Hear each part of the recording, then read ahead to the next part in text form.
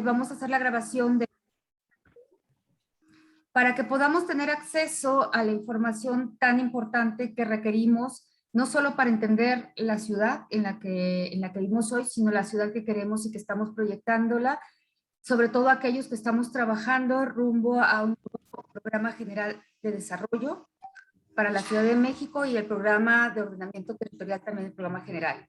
Entonces, en este sentido, hemos invitado el día de hoy, y la verdad es que nos da muchísimo gusto que hayan aceptado nuestra invitación, porque son personalidades realmente del mundo académico, pero también del mundo político, y sobre todo gente que se ha dedicado a hacer estudios sobre la ciudad que hoy se requieren de forma fundamental para poder ir tomando decisiones. Entonces, primero que nada, si me permiten, voy a presentar a la doctora Araceli Damián.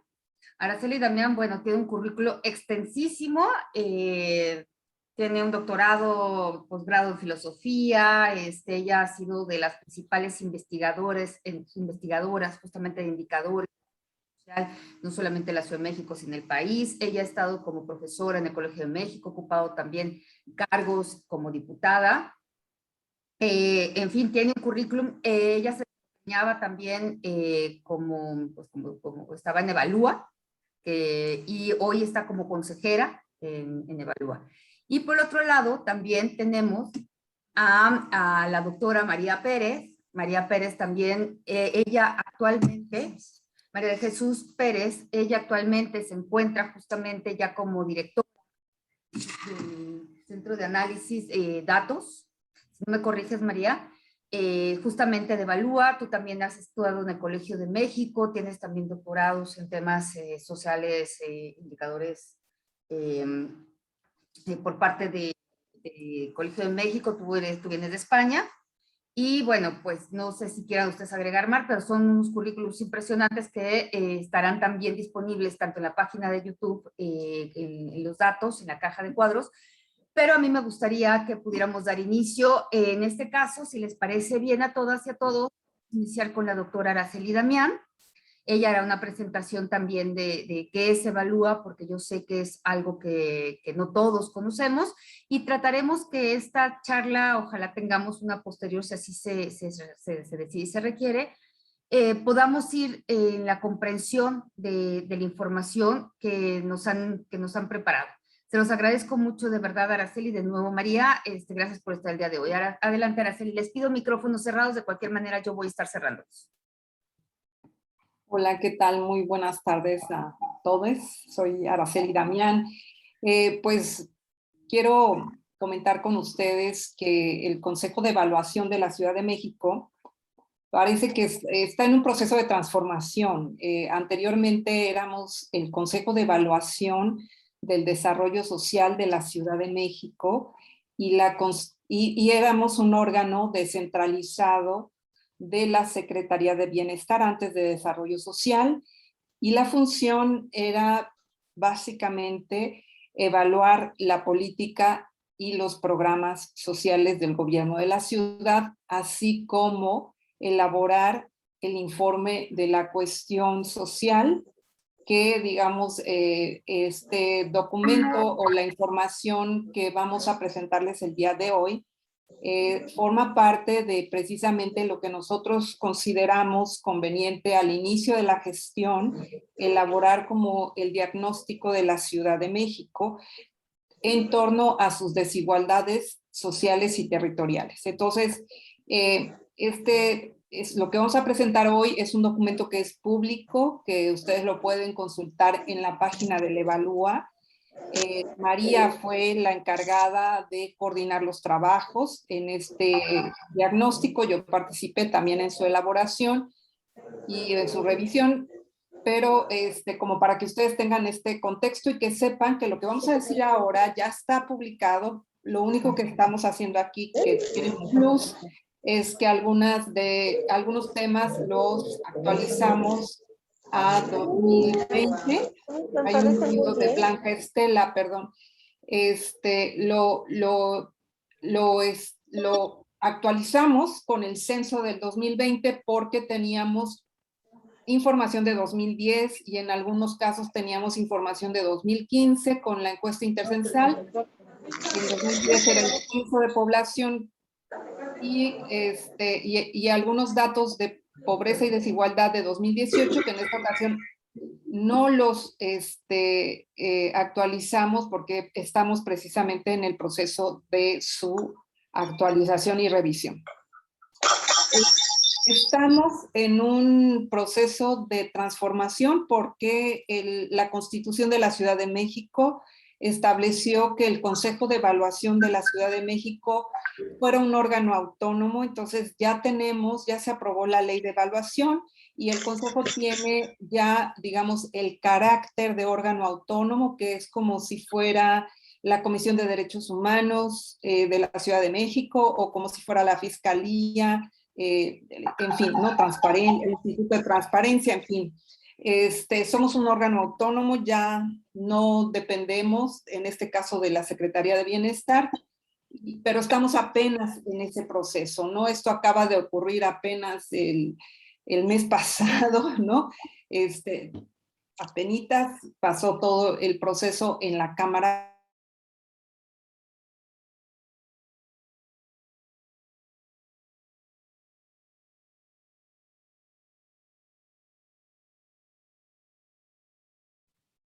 Ay, perdón, no sé en dónde se quedó porque me cerraste el micrófono.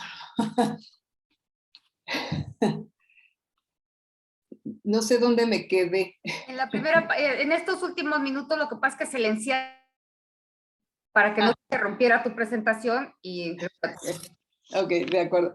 Bueno, bueno, lo que les decía es que el Consejo de Evaluación, no sé si eso quedó claro, que ahora somos un órgano autónomo, ya no dependemos del Ejecutivo, sino que somos ahora como la Comisión de Derechos Humanos, la Fiscalía, el Instituto de Transparencia, en fin, todos estos órganos autónomos, pero estamos en ese proceso apenas, ¿no? Se aprobó a finales de agosto la designación de 5 consejeros. Yo quedé designada como una de ellas, bueno, de ellos, de ellas, quedé dentro del consejo y eso, bueno, pues me permite darle continuidad al trabajo que venimos haciendo, pero la transformación del Consejo de Evaluación implica varios cambios. Uno es que no solamente tenemos en nuestra responsabilidad evaluar la política y los programas sociales, sino que la Constitución lo amplía a evaluar el desarrollo urbano y rural, el desarrollo económico, además del social, el medio ambiente y la seguridad ciudadana. Son aspectos que algunos de ellos ya veníamos aproximándonos en el Consejo de Evaluación para conocer y poder, digamos, hacer algunas recomendaciones. En otros, pues estamos todavía bastante lejos. Y por ejemplo, este diagnóstico sí toca algunos de esos temas que ahora tenemos dentro de nuestro abanico, que antes era exclusivamente el desarrollo social y ahora tenemos pues un abanico de evaluación mucho más amplio. Cuestión que va a ser es un compromiso muy grande porque además tenemos el mismo personal y el mismo presupuesto y son 5 materias más, ¿no? Entonces vamos a ver cómo lo podemos hacer. Nos da mucho gusto estar aquí, es nuestro primer acto como órgano autónomo, y bueno, pues estaremos compartiendo. También de las funciones que tenemos es precisamente coordinarnos con el Instituto de Planeación y el Sistema Integral de Derechos Humanos en materia de los indicadores que se le tienen que dar seguimiento en la ciudad en distintos ámbitos del desarrollo de la capital del país. Entonces, pues sin más, bueno, yo quisiera entonces agradecerle a María que me acompañe el día de hoy, a María Pérez, que es la directora de Investigación y Estudios Sociales del Consejo de Evaluación y que, como les comentaba, fue quien coordinó los trabajos de este diagnóstico y que además pues se dio a la tarea junto con su equipo de actualizar los datos para 2020 y podérselos compartir. Bueno, sin más, pues muchas gracias, María.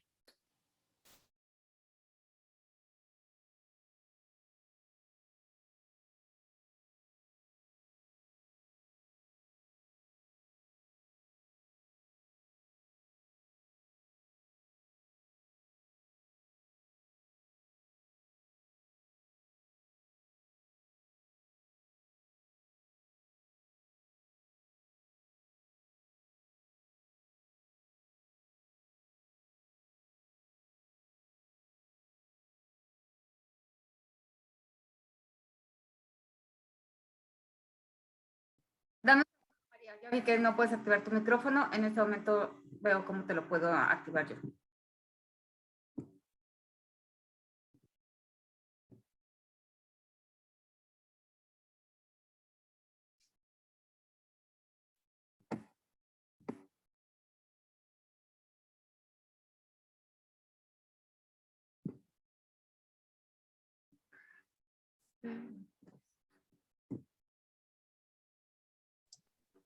Yo dije, pero ¿ya está? ¿Vale? Ah, sí, ¿ya se me escucha?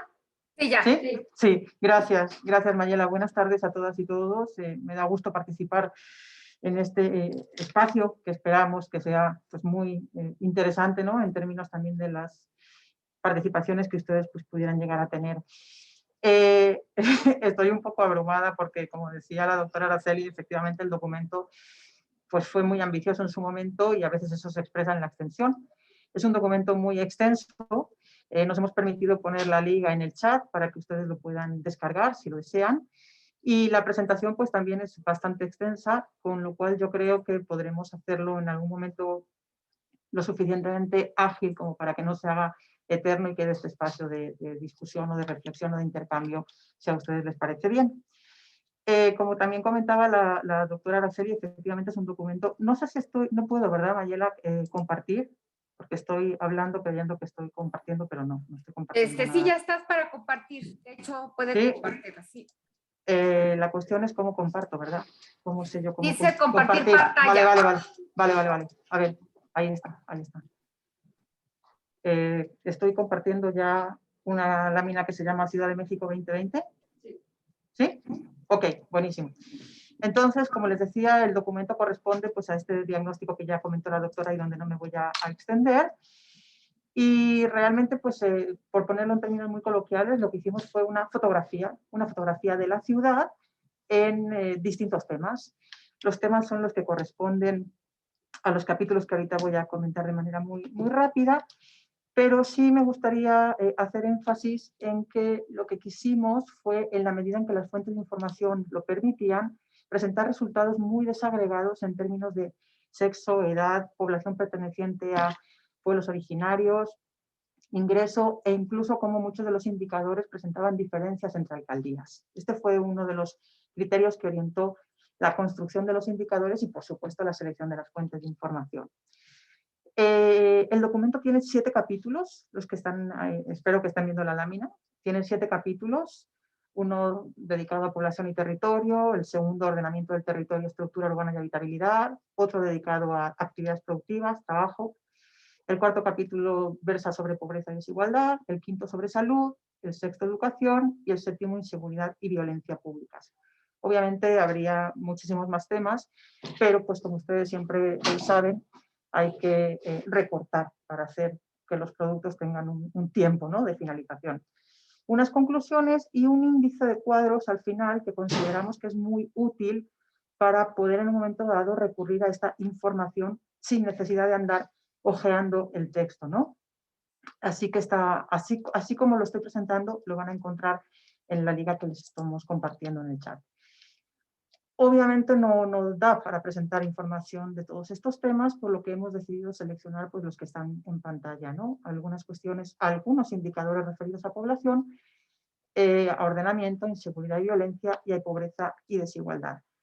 Quiero también insistir en algo que comentaba la doctora hace un momentito, que tiene que ver con la actualización de los datos, porque efectivamente, si bien fue una fotografía que terminamos en el año pasado, la información más actual a ese momento era la que procedía de la encuesta Intercensal, que tiene fecha de levantamiento del 2015, pero de entonces hasta ahora pues se levantó el censo del 2020 y en el afán también de compartir con ustedes la información lo más actualizada posible, y a pesar del poquito tiempo que teníamos, sí hemos querido, en la medida de lo posible, mostrar estos datos más actualizados. ¿Por qué lo digo? Porque estos no son los datos que van a encontrar en el diagnóstico, obviamente, ¿no? En el documento que van a revisar, porque están actualizados. Pero bueno, empezamos con datos de población para compartir con ustedes pues, que según el Censo de Población y Vivienda del año pasado, pues somos más de 9.200.000 personas aproximadamente viviendo en la Ciudad de México. La mayor parte somos mujeres y 4,4 millones son hombres, ¿no? Menos de la mitad, obviamente. Las alcaldías con mayor tamaño, esto no es novedad, Iztapalapa y Gustavo Amadero, donde en conjunto residen aproximadamente 3 millones de personas, ¿no? Que representan la quinta parte de los habitantes de la Ciudad de México. Y lo que tienen a la derecha en este mapa, pues es por los gradientes de intensidad de color, Iztapalapa, la alcaldía con mayor número de población residente. No sé si se alcanzan a ver los numeritos tan pequeños. Ok, 1,8 millones aproximadamente, seguida por Gustavo Amadero, y pues los colores más claritos de las alcaldías corresponden a aquellas demarcaciones donde hay un menor número de habitantes. Según datos del último censo que se hizo sobre población en situación de calle en la ciudad, desde el año 2017, en la ciudad hay aproximadamente 6.700 personas en situación de calle, ¿no? Que como sabemos son esas personas pues, que tienen en la calle el lugar donde llevan a cabo la mayor parte de sus actividades cotidianas, por no decir todas, ¿no? Porque ocasionalmente recurren a algún tipo de albergue para pasar la noche. Con los datos del Censo de Población y Vivienda pudimos estimar que también hay aproximadamente 852.000 personas que definimos o que clasificamos como pertenecientes a pueblos indígenas y que representan el 9,3% del conjunto de la población. El dato que tienen entre paréntesis corresponde a cómo era esta población en el 2015, que era en términos absolutos un poquito mayor, 1 millón aproximadamente, y también en términos pues, porcentuales representaba más del 10%.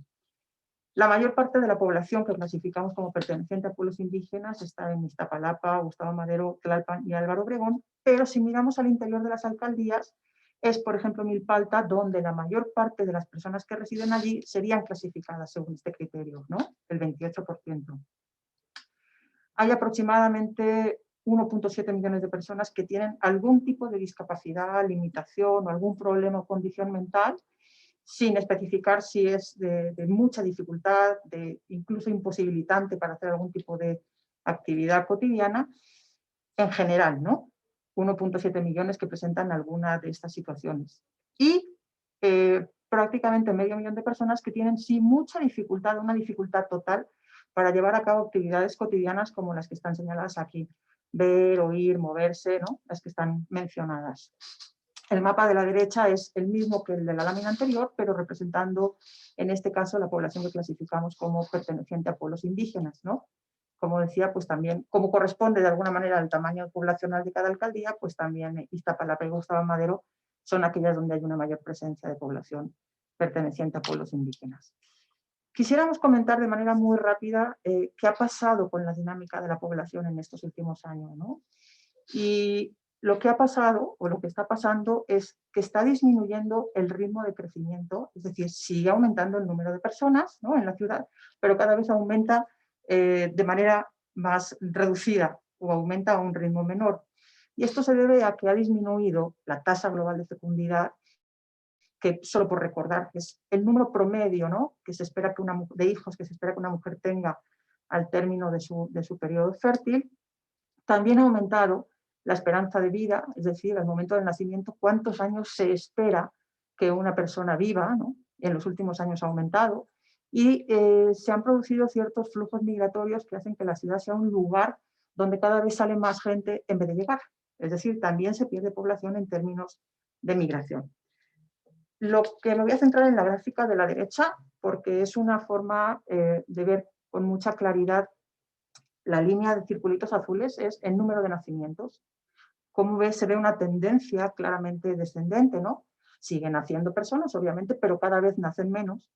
La línea roja representa el número de defunciones, aumenta o hay una tendencia ascendente en el número de defunciones, y pues como resultado de eso, si restamos los nacimientos y las defunciones, pues si bien sigue aumentando la población, cada vez aumenta en menor medida, ¿no? Lo que representamos aquí son las dos pirámides de población correspondientes a un periodo que hemos querido hacer relativamente, pues, todo lo amplio que podíamos con los datos, ¿no? El 2000 y el 2020. Las barras coloreadas en su totalidad corresponden a cómo se distribuye el número de personas en la ciudad por hombres y mujeres para cada franja de edad, y los cuadraditos resaltados más en los bordes corresponde a cómo se distribuye en la actualidad. Al sobreponer las pirámides, lo que estamos viendo es que cada vez hay menos población en las edades inferiores, ¿no? Se va como recortando la base de la pirámide y se van ensanchando las barras que corresponden a las edades que llamamos productivas, entre los 15 y los 64 años aproximadamente. Esto se relaciona con lo que algunas personas, muchas personas, ¿verdad?, se refieren como el bono demográfico, ¿no? Es decir, hay cada vez menor número de personas llamadas dependientes por personas dependientes, es decir, menor número de personas menores de 15 años o de 65 años y más por cada persona entre 15 y 64 años, ¿sí? Este cuadro también, que lo hemos querido compartir con ustedes, pues de alguna manera pone algunos de estos indicadores en términos comparativos pues, para los tres periodos, 2000, 2015 y 2020. 2015, como digo, son los datos que ustedes van a tener en el documento y 2020 son los que acabamos de actualizar. Lo que quisiera destacar de aquí es, por ejemplo, el número total de personas que viven en la Ciudad de México entre el año 2000 y 2020 ha aumentado un 7%, ¿verdad? Creo que incluso se ve mi cursor. Ha pasado de 8.6 millones a 9.2. Sin embargo, si ustedes se fijan, el número de niños y niñas, es decir, población menor de 18 años, ha caído en términos absolutos más de 600.000, ¿no? Y al mismo tiempo, miren lo que sucede con el número de personas adultas mayores, que ha pasado de 730.000 a casi 1.5 millones, ¿no? Ha aumentado muchísimo. Esto nos habla de un proceso de envejecimiento en la estructura demográfica de la población, ¿no? de quienes residimos en la Ciudad de México. El porcentaje de niños y niñas, que si en el año 2000, en el conjunto de la ciudad, por cada 100 personas que vivíamos en la ciudad, 31, 32 por redondear, eran niños y niñas. ¿Sí? Este es el dato que les mostramos aquí abajo. Mientras que en el año 2020, por cada 100 personas que viven en la ciudad, el 22 son niños y niñas. Es decir, ha caído el porcentaje de población infantil en el conjunto de la ciudad. Y esto ha pasado, miren, no solo para el conjunto de la ciudad, sino para todas las alcaldías. En todas las alcaldías ha disminuido el porcentaje de niños y niñas respecto de todos los habitantes de la alcaldía. Lo que estamos poniendo en rojo es aquellas caídas que son mayores a lo que pasa para el conjunto de la ciudad. Y lo mismo con la población adulta mayor. Aquellas alcaldías, por ejemplo, Coyoacán, donde el incremento es de 11 puntos entre el porcentaje de población adulta mayor que había en el año 2000 y el que hay en el 2020. Y lo que representamos en la gráfica de la derecha son justamente estos datos. Por ejemplo, Milpalta, Tláhuac y Tlalpan, que son esas tres alcaldías donde las dos series se separan más, son las únicas alcaldías de la ciudad, son alcaldías de la ciudad donde el porcentaje de población infantil es mucho más elevado que el de población adulta mayor. Y en el otro sentido, miren, Miguel Hidalgo, estos porcentajes son muy parecidos, e incluso Benito Juárez y Coyoacán son las únicas alcaldías, y Miguel Hidalgo también, donde el porcentaje de población adulta mayor es incluso superior al de los niños y las niñas.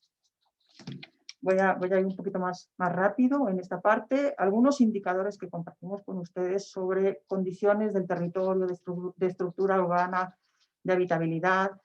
Este dato que no se puede actualizar porque la información más reciente es la que mostramos aquí, entre los primeros 15 años de este siglo, miren, la superficie de la Ciudad de México ocupada por asentamientos humanos irregulares ha aumentado un 89%, es decir, ha aumentado en 13 kilómetros cuadrados aproximadamente. Y hay alcaldías donde este incremento es muy notable, como sucede en estos numeritos en rojo, Álvaro Obregón y Tláhuac. Pero también vale la pena, y es importante, por supuesto, poner la mirada en qué está pasando con las condiciones de las viviendas, ¿no? Finalmente es donde la población reside y lleva a cabo sus actividades cotidianas. Miren, cuando hablamos de la precariedad, una aproximación a las condiciones de los materiales de las viviendas en términos de precariedad, obtenemos que, aquí está el promedio para la ciudad, 35% de las viviendas, es decir, por cada 100 viviendas, 35 tienen materiales precarios, están hechas con materiales precarios, ¿no? Materiales que tienen calidades inferiores a madera o a un recubrimiento de esas características, ¿no? pisos cerámicos, en fin. Y 5 de cada 100 viviendas tienen materiales precarios en los techos, ¿sí? Esta situación es especialmente aguda o es mucho más grave, digamos, en alcaldías como Milpalta, que es esta barra, donde casi el 80% de las viviendas presentan materiales precarios en la construcción de los pisos y un porcentaje muy elevado también en los techos, que es la barra amarilla. Incluso podemos calcular viviendas que tienen materiales precarios en los 3 componentes, paredes, techos y pisos. Y aunque en términos porcentuales, incluso absolutos, sean muy pequeñas, o un número muy reducido, no dejan de ser casi 14.000 viviendas, ¿no? Construidas con materiales precarios en todos estos componentes. Hay un problema también con el tema del abastecimiento del agua, no solo en términos generales, ¿no? En la Ciudad de México sabemos que la mayor parte del agua que se utiliza proviene de mantos acuíferos, que además hay problemas de fugas y de sobreexplotación, pero cuando ponemos la mirada en las viviendas, pues también observamos, aquí estoy con el conjunto de la ciudad, que casi la 10ª parte de las viviendas de la Ciudad de México no tienen agua entubada en su interior. Nos referimos a la propia construcción, a la casa, ¿no? Al inmueble. Pero miren en Milpalta que este porcentaje aumenta al 49%, ¿no? Que es un dato realmente pues, notorio, ¿no? En términos comparativos. Pero además también hay toda una problemática asociada con el acceso al agua, los costos del acceso al agua en términos de los recursos, ¿no? Monetarios con los que cuentan los hogares. Y, por ejemplo, en los hogares que tienen un menor nivel de ingresos, que son los que marcamos aquí, pues si ustedes se fijan, solo el 68% aproximadamente recibe agua a diario. Y uno diría, bueno, pero eso es mucho. Sí, depende, ¿no? Cómo se valore. Pero en cualquier caso, cuando se compara con los hogares que tienen mayores niveles de ingresos, se observa que ahí es el 92% quienes reciben agua a diario, ¿no? Y por supuesto, pues aquí tienen todo el gradiente de vez en cuando, una vez por semana, 2 veces por semana. También existen diferencias en el gasto que representa en términos de recursos, ¿no? Cuánto cuesta pagar el agua, pero también de tiempo que requieren los hogares con más y menos recursos para poder hacerse de este bien de primera necesidad. Datos de drenaje, de vivienda, una mirada, por ejemplo, a qué está sucediendo con los porcentajes de vialidades que tienen o no tienen alumbrado público, banquetas, árboles. Miren, menos del 60% de las vialidades de la ciudad tienen alumbrado público, que es esta franja rosa, esta barrita rosa.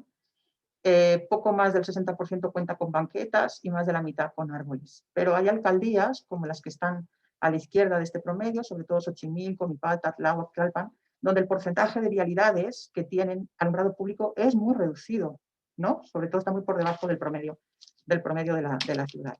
Esta la voy a pasar, tiene que ver con problemas asociados con la red del metro. Lo que tienen es un mapa de calor sobre cómo los puntitos más intensos representan las paradas del sistema de transporte unificado, y lo que sobreponemos es en gris, pues es el entramado o la red del metro. Esto lo obtuvimos en el documento, van a encontrar la referencia, lo obtuvimos de un plan maestro del metro 2018-2030 y un plan estratégico de movilidad, así que esto lo recuperamos de ahí.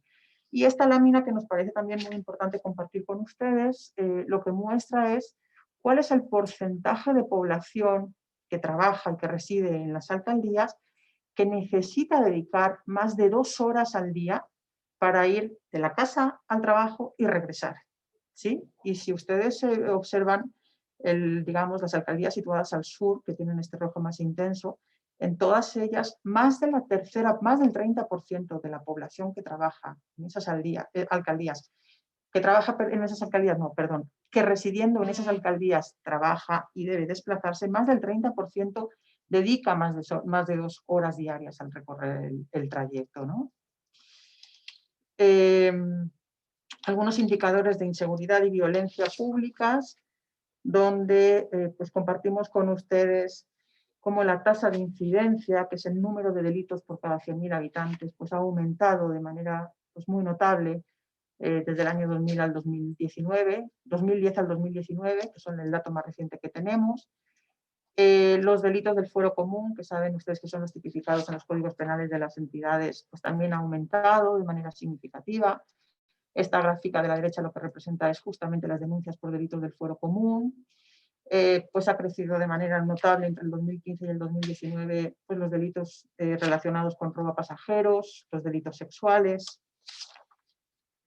Cuando hablamos de prevalencia delictiva, estamos hablando de cuántas personas han sido víctimas de delitos por cada 100.000 habitantes, ¿no? Personas víctimas por cada 100.000 habitantes. Y además es importante relacionar este indicador con lo que representa la cifra negra, ¿no? Que sabemos que son todos aquellos delitos que no se denuncian o que son denunciados pero no tienen averiguación previa o que no tienen carpeta, ¿no? Respecto de los delitos pues que sí se produjeron. La cifra negra es muy, muy elevada, tanto a nivel nacional como para la Ciudad de México. Pero además, si ustedes observan los datos por regiones, porque así lo ofrece la encuesta de donde sacamos esta información, pues es la región a la que llaman Oriente, con Iztapalapa, Tláhuac, Xochimilco y Milpalta, donde se registró un mayor número de delitos en el año 2019 y donde además la cifra negra también es más elevada, ¿no? Y en en el cuadro de abajo se puede ver la tasa de prevalencia desagregada también por hombres y mujeres. Digo, simplemente como para fortalecer un poco esta idea. En el año 2019, en la región Oriente o en el conjunto de las alcaldías que integran o forman parte de la región Oriente, se produjeron en promedio 39.019 personas víctimas por cada 100.000 habitantes, ¿no? Y el dato es mayor entre los hombres que entre las mujeres. Pueden ver estos mapas también en el documento, son mapas que hablan de la incidencia delictiva, es decir, cuántos delitos hubo por cada 100.000 habitantes para varios delitos, como son homicidios dolosos, robos, la información desagregada por alcaldía y los mapas de color pues también les permite ubicar rápidamente dónde pudieran estar de manera más aguda el problema. Lo mismo presentamos aquí para tasas de abuso sexual y violación. Digo, voy a ir un poquito más rápido precisamente porque pues tienen la información en el documento y no quisiera comerme todo el tiempo del otro tema que es muy importante, ¿no? El de pobreza y desigualdad. Incidencia delictiva por abuso sexual y violación. Y déjenme detenerme un poquito más en esto, que lo que representa es aquellas colonias donde en los últimos años, entre el 2016 y 2019, se concentra aproximadamente el 14% de todas las carpetas de investigación abiertas en la ciudad. Y este es un patrón que se ha mantenido por lo menos en los últimos años que hemos analizado. Es decir, si ustedes ven los polígonos en verde, ahí casi con muy pequeñas variaciones en los años recientes se concentra el mayor número de carpetas abiertas en la ciudad, ¿no? Y además, los delitos más frecuentes en estas carpetas, por lo menos en el año 2019, corresponden a delitos de violencia familiar, a robo a negocios sin violencia, amenaza, robo a transeúnte, robo de objetos y fraude.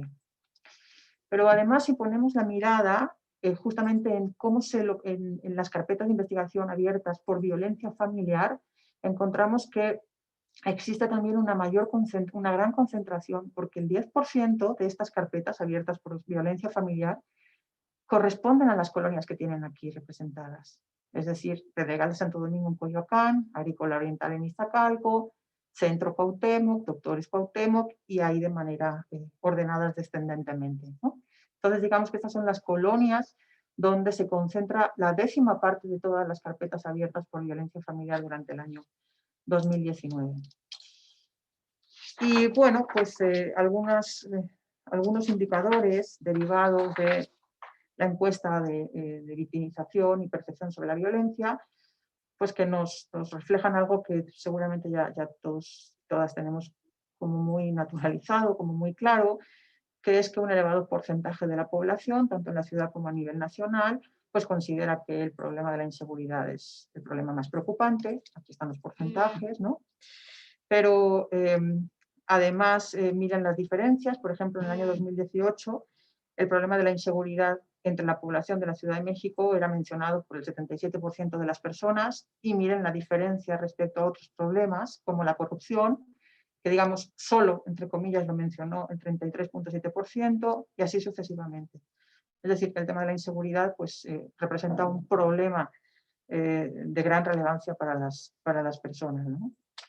Y porcentajes de población adulta que se percibe o que dijo sentirse potencial víctima de delito. Tienen aquí los datos para los últimos años, donde, como pueden observar, por primera vez en el año 2018, las mujeres respondieron en mayor medida que los hombres que se sentían potenciales víctimas de un delito. La inseguridad se percibe de manera más acuciante o más grave en el transporte público, en los cajeros automáticos que se localizan en vía pública, en la calle, en el banco. Aquí está ordenada la tabla de acuerdo a esta columna.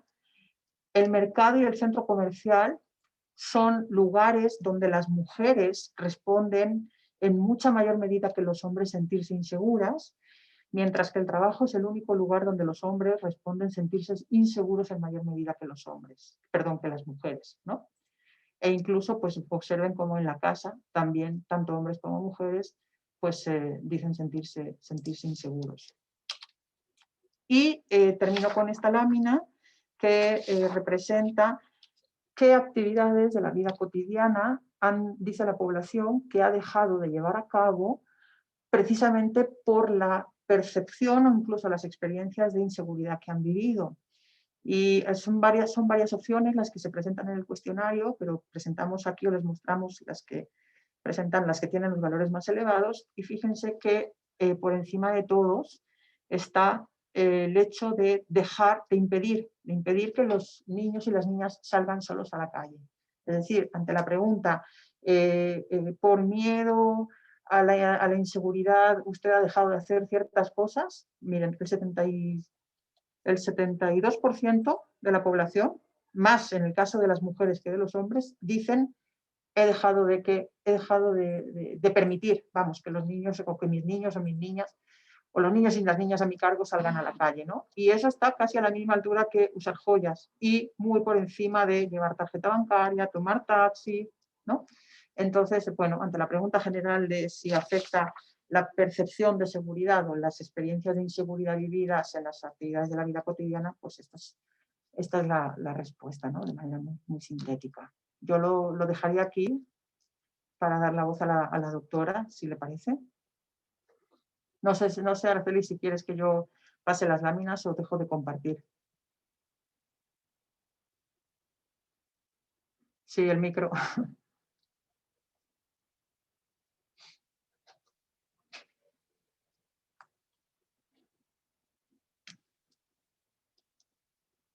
Ya puedes activar tu micrófono tú, Araceli.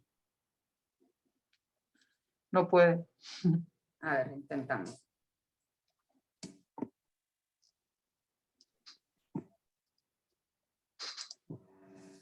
Ya le mandé otra vez. A ver, ahora. Ya, ahora sí, ya. Muchas gracias. Pues lo puedo hacer desde aquí, María, me parece. Creo que ya están viendo, ¿no? El tema que me toca a mí, bueno, que quiero compartir con ustedes.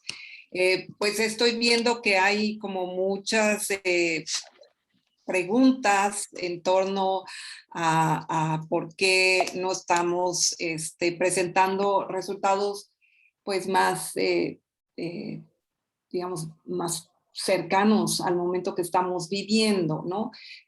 Pues hay varias razones. Una que pues la Ciudad de México depende de la producción de datos del INEGI y de otras instancias que, digamos, están encargados de la producción de esa información.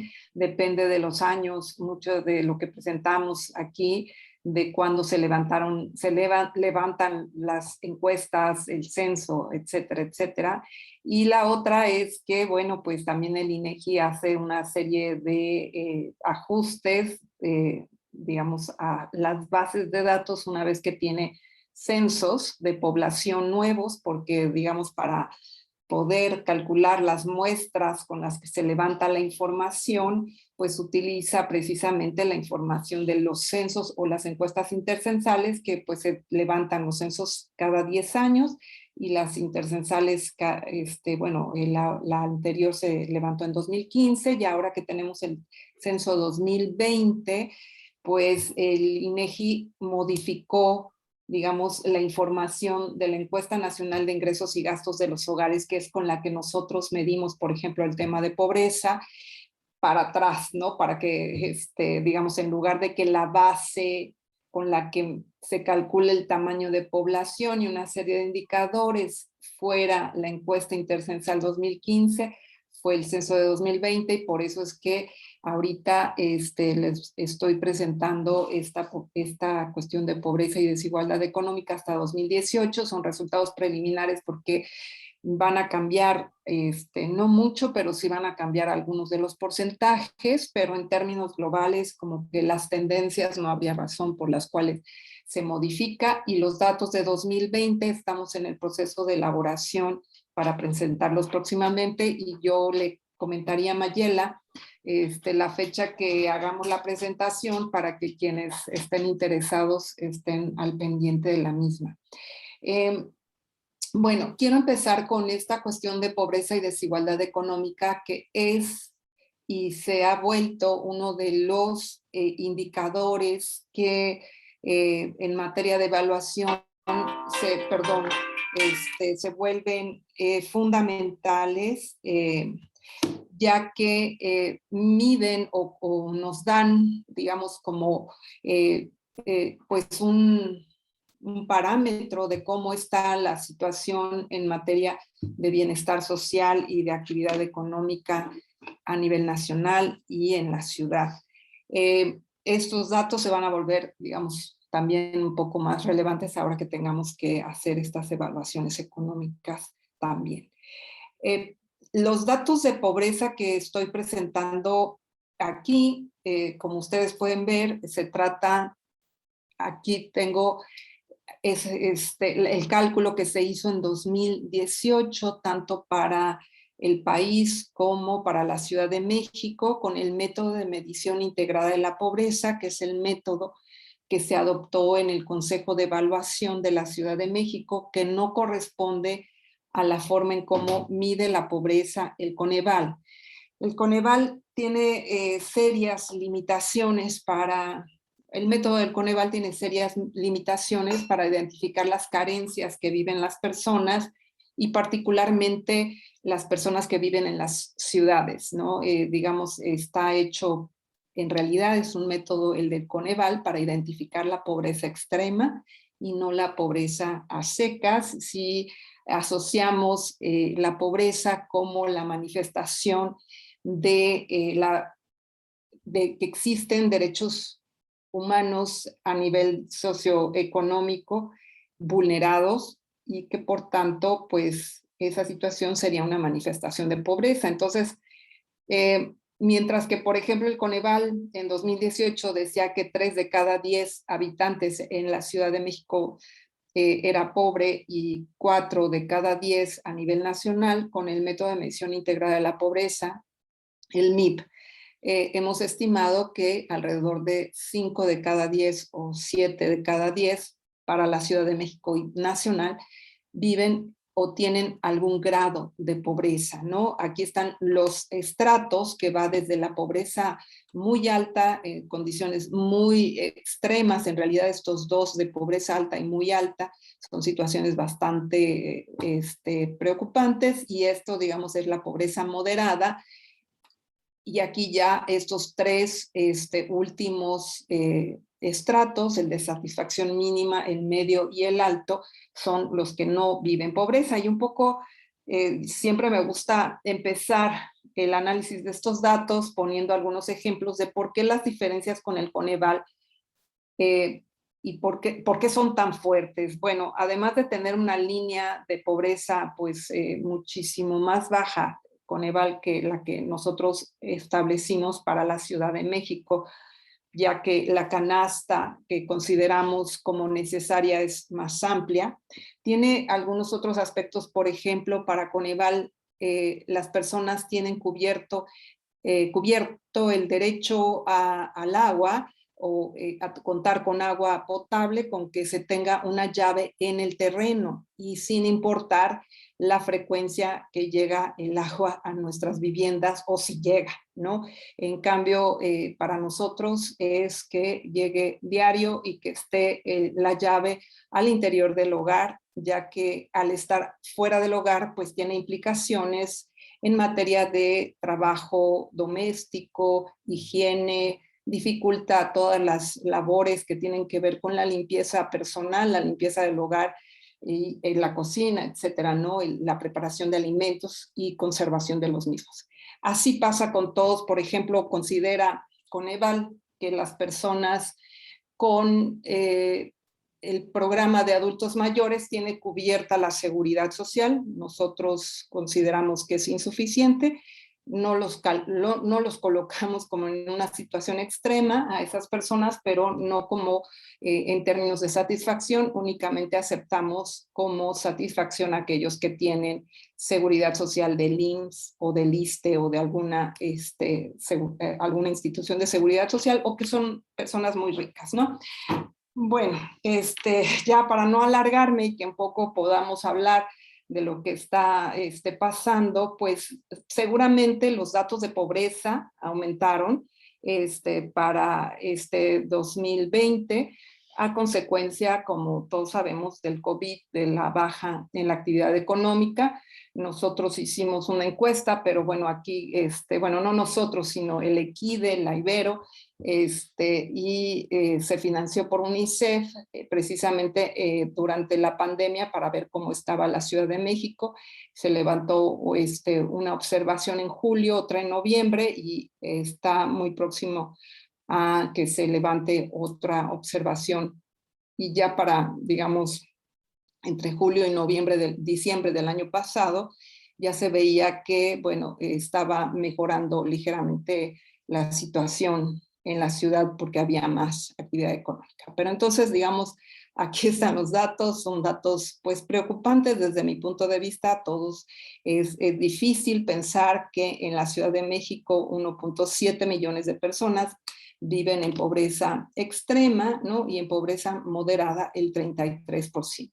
Entonces, digamos, el grupo en materia de pobreza que predomina es el de pobreza moderada, pero no deja de ser preocupante que casi el 20% de la población, 1 de cada 5, está en una situación extrema. En materia de cómo tenemos un componente que se llama el de necesidades básicas insatisfechas. Este componente lo que mide es las carencias en lo que generalmente se asocia con los derechos económicos sociales, aunque aquí no están los culturales, está en otro indicador que es el de tiempo, que tiene que ver con el ocio. Pero digamos aquí tenemos el tema de vivienda, seguridad social, adecuación sanitaria, educación, salud, bienes durables, teléfono y adecuación energética. Lo que queremos resaltar es que, bueno, pues en realidad no se ha modificado o no se modificó en los 6 años previos la situación de precariedad en la vivienda en la Ciudad de México. Hubo una ligera, digamos, en general, en todos estos indicadores hubo una ligera mejoría en 2014, pero ya en 2018 otra vez vuelve a ubicarse en los indicadores anteriores.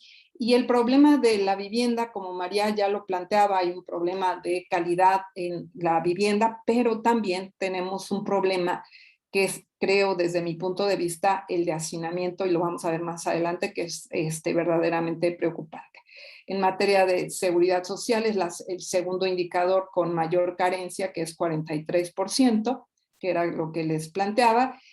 Y adecuación sanitaria, como ven, en los últimos años ha aumentado la carencia, sobre todo porque ha aumentado el porcentaje de hogares que no reciben de manera diaria el agua.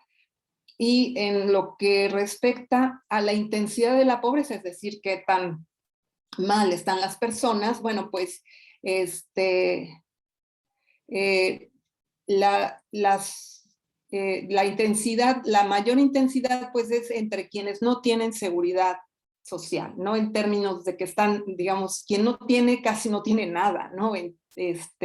No tener seguridad social coloca a las personas en una situación de vulnerabilidad. Este indicador, mientras más se acerque a 1, mayor es el nivel de profundidad de la pobreza en relación de las personas que están viviendo esa carencia en particular, ¿no? Entonces vemos que, pues, bueno, solo está, bueno, el 43% de la población, pues, se ve afectada de manera muy drástica. El programa de adultos mayores no logra, como, digamos, reducir sustancialmente la carencia, ¿no? El otro es en materia de salud, que si bien aquí el 26% de la población no cuenta con ningún tipo de servicio, quienes no cuentan con esos servicios apenas tienen el seguro popular y por eso es este otro indicador. Aquí voy con el tema precisamente del hacinamiento en relación, aquí lo que hicimos, digamos, a diferencia de el énfasis que María presentó en términos de territoriales de las alcaldías, este análisis este en términos de la estructura social y entonces algunos indicadores los tenemos también, este cruce con pobreza y estos otros indicadores. Por ejemplo, en términos de la Ciudad de México, ¿verdad? Tenemos que en promedio nuestra ciudad tiene un número aceptable de personas por dormitorio, que son 2 por dormitorio, no por cuarto, sino dormitorio, lugar donde dormir, ¿no? Pero pues a medida en que aumenta la pobreza, pues esta situación es más grave, ¿no? Inclusive las personas que viven en pobreza muy alta, que representan el 7% de la población, tenían en 2018 un promedio de 3.3 personas por dormitorio, además de que pues este grupo poblacional, ¿verdad? No contaban con cocina o dormían en ella, o sea, casi el, bueno, 27%, en comparación, por ejemplo, al estrato alto, que bueno, pues aquí pues son situaciones como excepcionales, ¿no? Que nos encontramos en algunos estratos, y, perdón, e inclusive aquí el punto en términos de que seguramente esto pues afectó muchísimo más la convivencia y la situación, la posibilidad del aislamiento en esta época del COVID, es que, por ejemplo, entre la población más pobre, los que tienen pobreza alta, el 51% no contaban con un cuarto disponible para sala, comedor, o bien porque dormían en ¿no? Entonces, y llega hasta el 70% en pobreza muy alta. Estas son las situaciones, por supuesto, pues más graves, y aquí vemos otras situaciones que son menos agudas en los otros estratos sociales. En cuanto a lo del agua, en relación a la forma en que disponen en sus viviendas por estos estratos de pobreza, pues una vez más encontramos que pues a mayor pobreza, pues entonces es menor el porcentaje de personas que viven en que en sus viviendas hay agua entubada dentro de estas, ¿no? El 60%, en cambio en el estrato alto pues está el 100%, en el medio 99%, satisfacción mínima 97%, y vemos que una vez que se entra a la pobreza pues baja drásticamente, pero llega a ese 60%, y tenemos el tema del terreno, ¿verdad? Sobre todo donde pues los pobres tienen el agua cuando no la tienen dentro de su vivienda, y también en términos del costo económico o digamos pues también de todo lo que implica el trabajo de doméstico en términos de hacer la gestión para que llegue la pipa, la espere a alguna persona en el hogar, etcétera, etcétera, pues es aún más grave entre quienes viven en pobreza muy alta y los que viven en pobreza alta, pues baja significativamente. Bueno, en cuanto a algunos componentes que son importantes también para la cuestión de la calidad de las personas en el acceso al sistema en conjunto de agua y saneamiento en el hogar, pues otra vez volvemos a encontrar situaciones difíciles que casi no se analizan en nuestra ciudad, pero quienes viven en pobreza, muchos de ellos comparten, tienen uso compartido del sanitario generalmente porque vive más de una persona en la vivienda o porque viven en viviendas que afuera está el baño y varias, en un terreno precario y varias viviendas de distintas familias comparten un solo baño. Y la otra es que, bueno, pues también se ven en la necesidad de echar el agua al excusado con una cubeta, que es bastante alto, el porcentaje llega al 60%, 40% entre la población pobre en una situación muy alta o alta. En cuanto a lo que yo les comentaba de la seguridad social, pues hay una relación muy estrecha entre contar con seguridad social y no contar con esta. De esta manera, los que tienen, ¿verdad?, seguridad social, si lo vemos así, el 77% de los que no tienen pobreza tienen seguridad social y este 22% generalmente es personas que tienen niveles de ingresos altos. Pero ya cuando hablamos de la pobreza moderada y de la pobreza extrema, pues en realidad esta relación pues sí corresponde a población con una situación, digamos, de pobreza extrema, como está aquí, el 81% de quienes son pobres extremos no tienen seguridad social y el 51% de los que tienen pobreza moderada no tienen. Y por tipo de, digamos, si tienen cobertura y qué tipo de cobertura tienen, mientras los que tienen, por ejemplo, no tienen cobertura, es el 65% que se encuentran en pobreza, pero contar con seguro popular, por ejemplo, o bueno, ahora ya no está el seguro popular, ahora es el INSABI, pero bueno, 8 de cada 10 personas que tenían seguro popular, pues vivían en pobreza. En cambio, esto bajaba significativamente cuando ya correspondía a los que tenían IMSS, que eran pues casi 4 de cada 10, y en el caso del ISSSTE son 2 de cada 10, ¿no? Y acá tenemos también un tema de cómo está concentrada, ¿verdad? El número de las unidades médicas de atención de primer nivel y vemos precisamente, ¿no? Cómo está fuertemente concentrada en la delegación, alcaldía Cuauhtémoc, y que tenemos también en zonas donde hay un número importante de población, como sería Iztapalapa y la Gustavo Madero.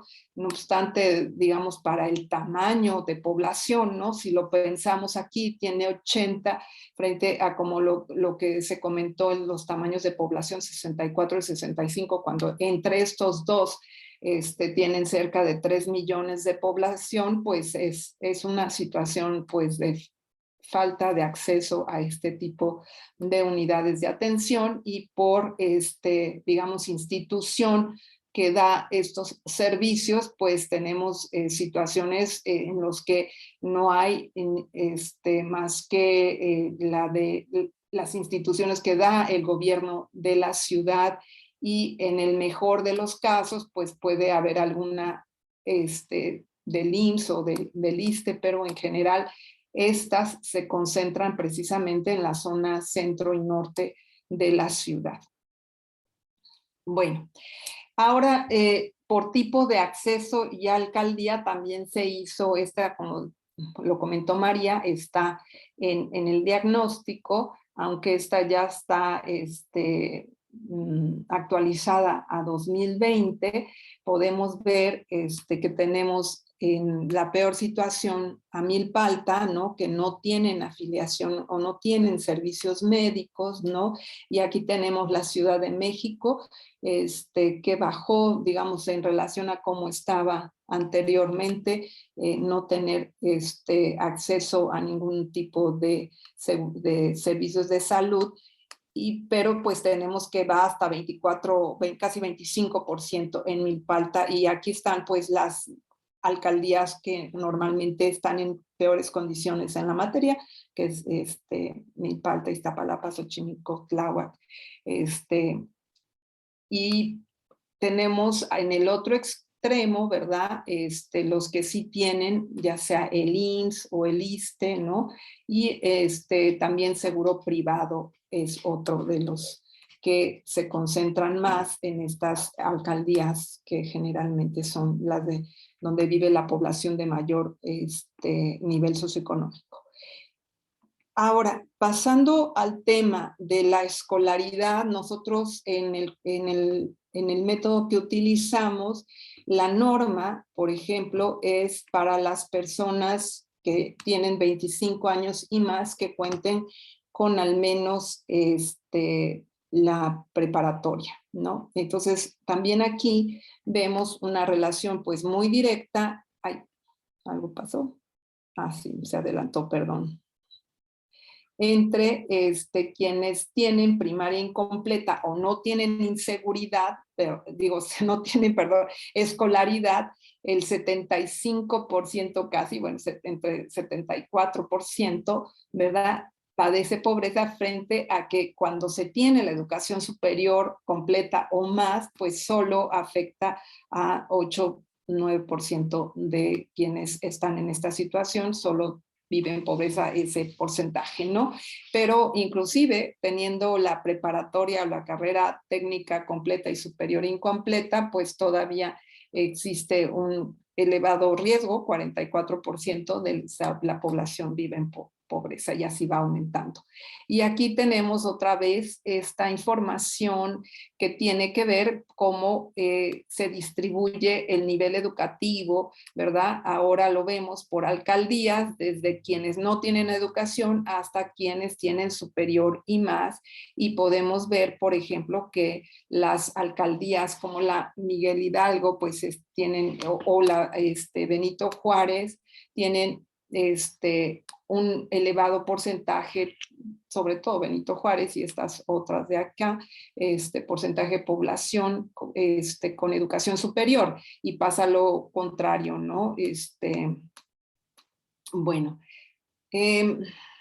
y ahora aquí es muy importante mapa de calor que se hizo en relación a las escuelas de la Ciudad de México, donde se imparte precisamente la educación obligatoria, ¿verdad?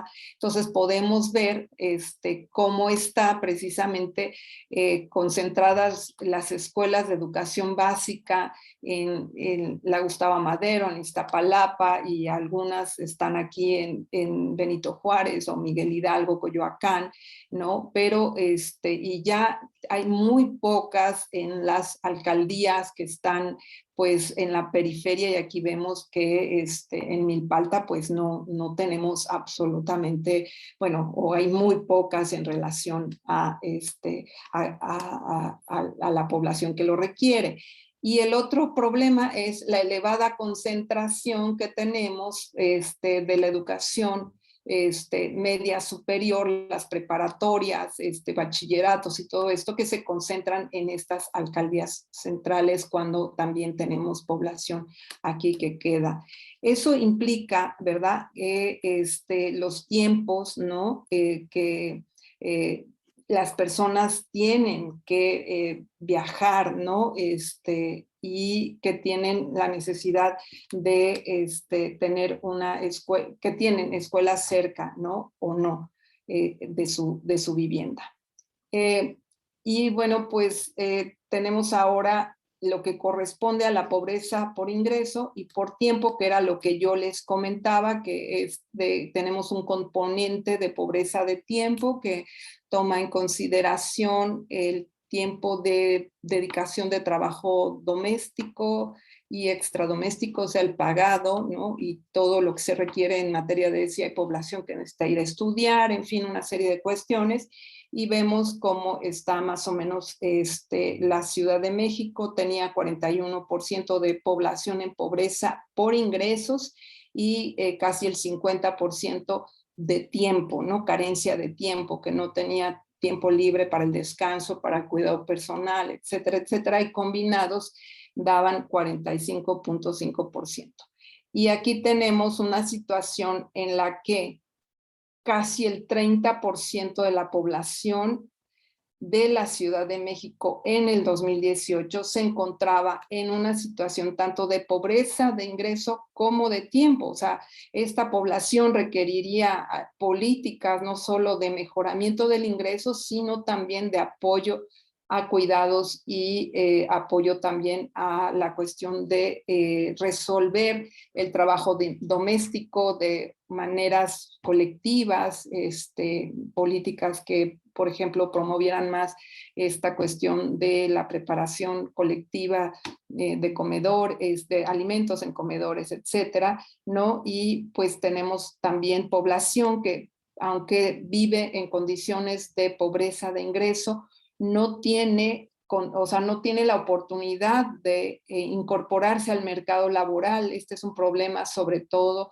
de falla del mercado. Tenemos una cuarta parte de la población que tiene un ingreso bajo y que podría incorporarse o incorporar a más miembros del hogar al mercado laboral, y tenemos cerca de 20% de población que, si bien no vive pobreza por ingreso, lo está haciendo a costa de su, digamos, ocio, descanso. Es decir, hay un problema aquí también que se relaciona con problemas de salud por el estrés, por el exceso de trabajo, porque no se tiene tiempo libre.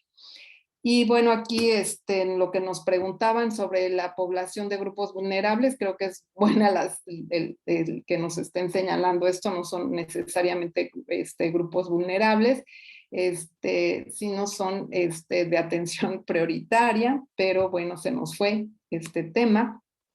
Pero queda muy claro que si en la Ciudad de México nosotros estimamos que 5 de cada 10 viven en pobreza, en lo que corresponde a esta población, 8 de cada 10, ¿no? Y solamente 2 de cada 10 no viven en esta condición de pobreza. Y además, la pobreza extrema afecta a la mitad de esta población. En lo que se refiere, digamos, a la infancia, pues tenemos que son precisamente las y los niños los que viven mayor pobreza en nuestra ciudad, y que entre 2012 y 2018 tendió a aumentar su pobreza, mientras que la población de adultos mayores es la que menos nivel de pobreza tiene, ¿no? Y eso pasa más o menos lo mismo en lo que corresponde a la pobreza extrema. Y a lo que tenemos en términos de la población con discapacidad, pues también los que tienen, aunque es digamos, hay que tener tomar con cierto cuidado estos datos, pero dentro de quienes viven discapacidad, el mayor problema lo viven quienes tienen discapacidad mental frente a otro tipo de discapacidades, tanto en su pobreza total como en la pobreza extrema. Y bueno, termino con el tema de la desigualdad en materia de ingreso. Aquí tenemos lo que se llama la mediana, o sea, en amarillo, es decir, cuál es el ingreso exactamente a la mitad de la población de la Ciudad de México en el 2018 por deciles, que es, dividimos la población en 10, 10, 10, y entonces digamos aquí el primer decil sería el 10% más pobre, y exactamente a la mitad tendrían un ingreso por persona al mes de 1,900 pesos, que es muy parecida a su promedio. Es decir, todos ganan más o menos igual en este 10%, y conforme va aumentando, digamos, los deciles, es decir, esto va aumentando el nivel de ingreso. Aquí tenemos a la mitad de la población más o menos. En el decil 5 tendríamos 5,000 en 2018, y tanto de ingreso de mediana como del promedio. Pero lo que vemos aquí en materia del 10º decil, los más ricos, es que su promedio aumenta muchísimo, lo que significa es que este 10% aparte es muy desigual. Los que están en el lado derecho tienen un ingreso muchísimo más elevado que los que están, digamos, en el 91% frente al 100%, pues es mucha la diferencia. Y también tenemos aquí, pues, por tipo de ingresos, ¿no? Por ejemplo, el estrato alto, pues, vive de sus rentas, mientras que quienes viven pobreza, pues, sobre todo, viven de remuneraciones, ¿no? Y este estrato medio y también el alto, pues, tiene una dependencia también en materia de ganancias y de alquiler de la vivienda.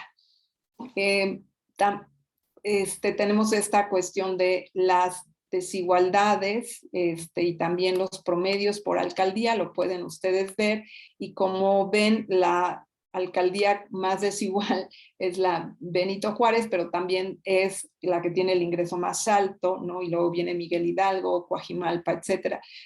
Cuauhtémoc, perdón, y Coajimalpa, que se está volviendo también la zona más desigual, podríamos decir, de la Ciudad de México, ¿no? Es de la que tiene, digamos, las distancias más grandes. Y pues ya, ahora sí, creo que sería todo y pues muchas gracias por esta oportunidad de compartir con ustedes. No, al contrario, muchísimas gracias a las dos. Y efectivamente ha habido algunas preguntas que ya tú tuviste la amabilidad de ir contestando conforme ibas platicando. Sin embargo, si les parece bien, la propuesta sería para tratar de ser más democráticos y más horizontales, si les parece bien. Yo retomaría las preguntas y abriríamos, se las voy a leer como de corridito para que ustedes vean cuáles son las que hay que contestar. Y a partir de eso, si nos queda un poquito de tiempo, tengo que avisarles que a las 8 de la noche la doctora Araceli Damián se tiene que retirar, ya me lo había advertido.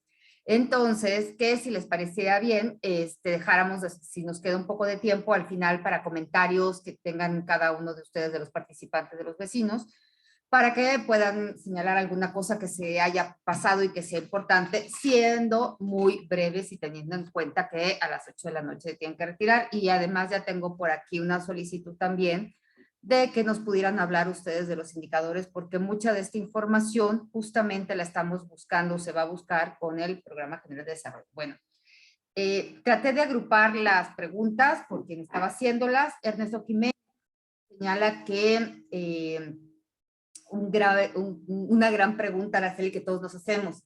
Fue consultado el Evalúa para poder emitir el Programa General de Desarrollo y la propuesta de proyecto que se hizo del PGOT.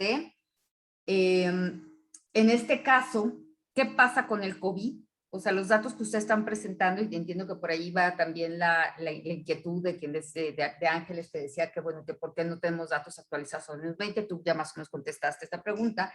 Sin embargo, esto se ligaría directamente con las, digamos, con las implicaciones y modificaciones que estos diagnósticos y esto que ustedes están presentando el día de hoy, que además les vamos a pedir que hagan un poco de futurismo, supongo yo, ¿cómo implicaría y cuál sería, cómo modificaría las tendencias de lo que estamos construyendo como ciudad, ¿no? O sea, son esto. Por otro lado, también nos dicen que ¿cuál es la relación? Ángel nos pregunta la relación de Evalúa con el Coneval. Tú hace ratito algo mencionaste diferencias en los indicadores, pero no queda muy claro cuál es la relación, y creo que valdría mucho la pena que pudieran señalar cuál es la relación entre lo federal y lo local. Por otro lado, también pregunta si la pobreza de la que ustedes están midiendo, la están midiendo en UMAS o en salarios mínimos, que es otro de los graves, entendería yo que es salarios mínimos, pero, y que si se están contemplando como datos en algún momento el ambiente metropolitano, todo lo que es la zona conurbada, o exclusivamente aquí se está viendo como este corte que siempre se hace de que en este centímetro acaba la Ciudad de México y acá lo que sigue es el Estado de México. También nos preguntan cuánto tiempo lleva ya el Evalúa, ¿no? Como construcción. Clara Reséndiz nos dice, y esto, pues, ¿qué tendría que ver el Evalúa, por ejemplo, y si hay alguna relación con tomar en cuenta los mapas de riesgo para la evaluación de los territorios, ¿no? En temas de inseguridad, sobre todo tendría por ahí la pregunta. Nos preguntan también sobre el tema de feminicidio, si hay datos más específicos de la violencia y específicamente de muertes a mujeres, por ser mujeres. Arturo Caballero nos hace una amplia batería de preguntas bien interesante también sobre pues, lo que vimos, ¿no? Si los indígenas la población indígena son censados bajo qué criterios, si incluso se está tomando en cuenta algo que la Constitución metió también y que ya era un derecho de la autoadscripción de los que se dicen y se llaman y se integran como indígenas porque así se asumen.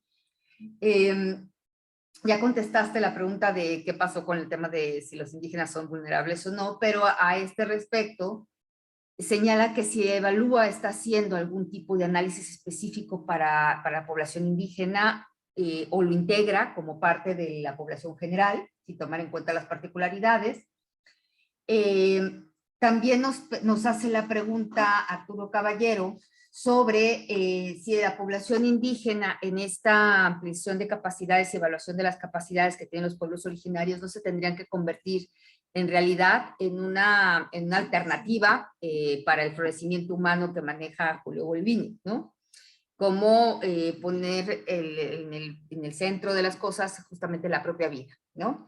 Y por último, Edgar Avilés nos dice que si podíamos solicitarle una plática específica para que nos hablaran de los indicadores de Evalúa, de cómo funcionan, cosas están tomando en cuenta. Sobre todo, me entendería yo también vinculado con las primeras preguntas de si fueron consultados Evalúa con estos indicadores para generar este proyecto del plan, y a partir de eso poder nosotros aprovechar esta información, o sea, para poder hacer nuestro propio planteamiento al Instituto de Planeación. Y la pregunta que yo tendría es, ¿cómo es la relación con el Instituto de Evaluación, el Instituto de Planeación, no de evaluación, de planeación, ¿y qué pasa con los indicadores que se le dieron la potestad al Instituto de Planeación para que los vincularan con los de Evalúa y con otros indicadores en este sistema de planeación? ¿Cómo estaría viendo Evalúa este sistema de planeación y cómo estaría proponiendo, si así va a ser el asunto, cómo generar este sistema de indicadores que al final era ampliamente lo que se busca para poder medir el desarrollo del bienestar humano sobre económico y desarrollo económico de la ciudad? Entonces, creo que ya hice un primer planteamiento con muchas preguntas. A ver cómo podemos responder algunas, esperaría yo, y bueno, ya vamos viendo entonces esto. Les doy la palabra.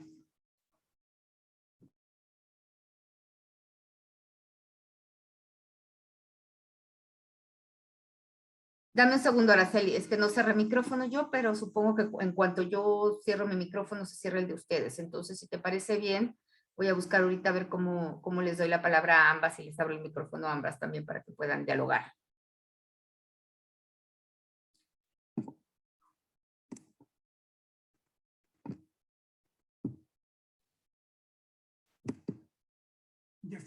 Ya estás, Araceli. Sí, María, no sé, tal vez podrías tú comenzar con algunas cuestiones como lo del mapa del riesgo, feminicidio, población indígena, ¿no? Y no sé si te parece algunos, y yo hago pues alguna cuestión más de todo lo demás. ¿Sí? Ok, sí, ya está el micrófono abierto. Sí, yo me he dado también, escuchando con mucha atención las preguntas que nos recuperaba Mayela del chat, yo también había leído muchas inquietudes insistiendo en la actualización de la información. Creo que ya comentó Araceli que lo que hicimos fue pues la información disponible que teníamos al momento fue la que se utilizó, y en esta ocasión pues hemos actualizado todo lo que ha sido posible con el Censo de Población y Vivienda 2020, que es la fuente más reciente.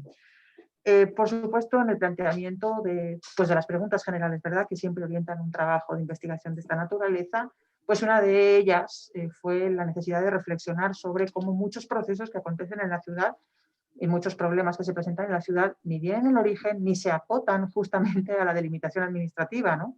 Y en ese sentido, claro que allá donde fue posible, hicimos un análisis más de corte metropolitano, ¿no?, recuperando los flujos entre lo que serían las alcaldías y los municipios conurbados de los estados colindantes. Siempre enfrentamos, porque pues realmente siempre pues es enfrentar, ¿no?, el problema de la disponibilidad, de la cobertura y de las características estadísticas de las propias fuentes de información. Y en ese sentido no siempre podemos construir las unidades para analizar como quisiéramos, ¿no? Porque las fuentes de información pues te dicen es representativo por entidad y lo es, ¿no?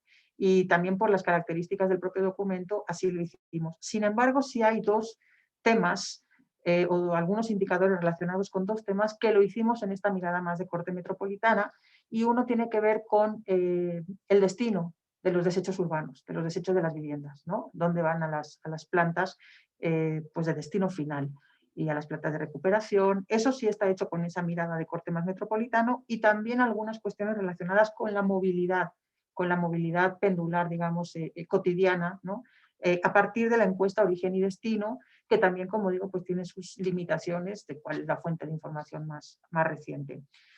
Fuera de ahí pusimos mucho la mirada, porque ese era el propósito, pusimos mucho la mirada en qué sucede en las alcaldías y en la medida de lo posible al interior de las alcaldías, para poner de manifiesto justamente estas desigualdades territoriales al interior de la Ciudad de México. Pero en relación con la pregunta sobre el análisis de la zona conurbada, diría que esos fueron los indicadores donde pudimos realizar esto a partir de la información disponible.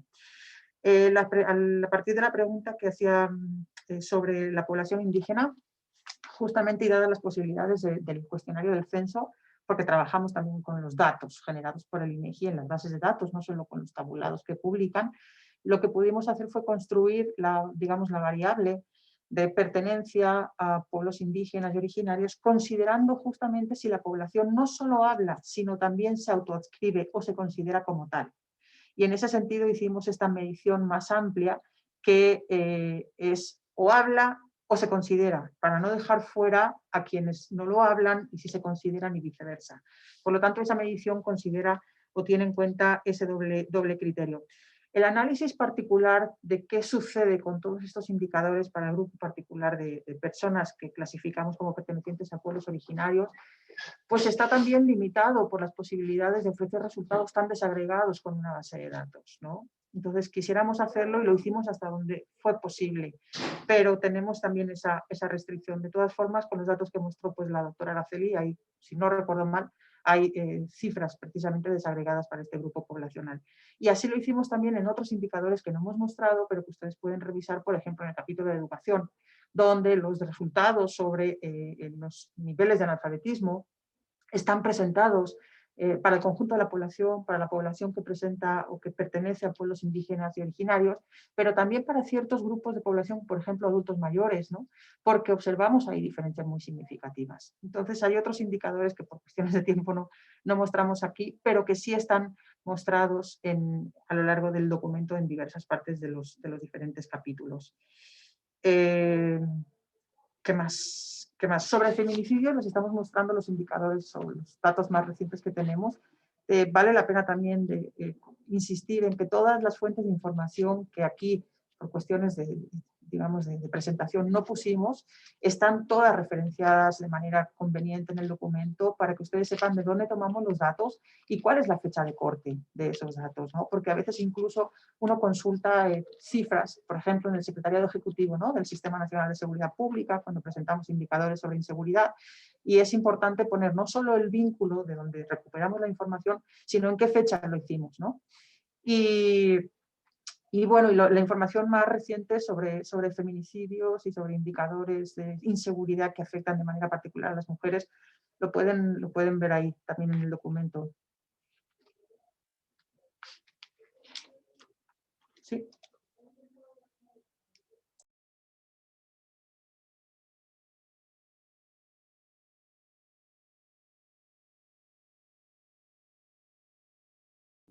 Ya te abro micrófono, Araceli, porque parece ser que en cuanto se cierra uno, Listo, ahora sí, pues bueno, muchas gracias, María. Pues quisiera empezar diciendo que el Consejo de Evaluación fue creado en 2008 durante la gestión de Marcelo Ebrard, y su primer director fue Pablo Llanes, que a lo mejor alguno de ustedes lo conoce. Me parece que hizo muy buen trabajo, lo echó a andar, y con la gestión de Mancera pues las cosas cambiaron en el Evalúa. Él dejó de ser el director general y en ese momento, en esos años de la gestión de Mancera, el Evalúa utilizaba la información del Coneval y tenían una relación muy cercana y directa. Y en realidad el Evalúa, por ley, la ley que nos regía hasta el mes pasado, tenía la obligación de medir la pobreza, el índice de desarrollo social y la desigualdad, cuestión que pues claudicó en la mayor parte la anterior gestión y solo utilizaba la información generada por Coneval. Yo en 2019 fui invitada como directora general y aquí pues yo he sido pues una académica toda mi vida, es muy crítica del tema de cómo mide la pobreza Coneval y pues también he estudiado la pobreza y la desigualdad desde muchas perspectivas y propuse a la jefa de gobierno que midiéramos la pobreza con el método de medición integral de la pobreza y estuvo de acuerdo, le pareció que era un mejor indicador porque reconocía derechos que en la medición del Coneval no hacía y entonces, bueno, pues así fue como empezamos y entonces el Coneval en realidad pues no le gusta mucho que tenga nuestro propio método de medición, no tenemos una relación muy institucional, no, pero pues saben que, digamos, aquí en la ciudad no utilizamos sus datos, aunque la Secretaría de Finanzas sí los utiliza todavía.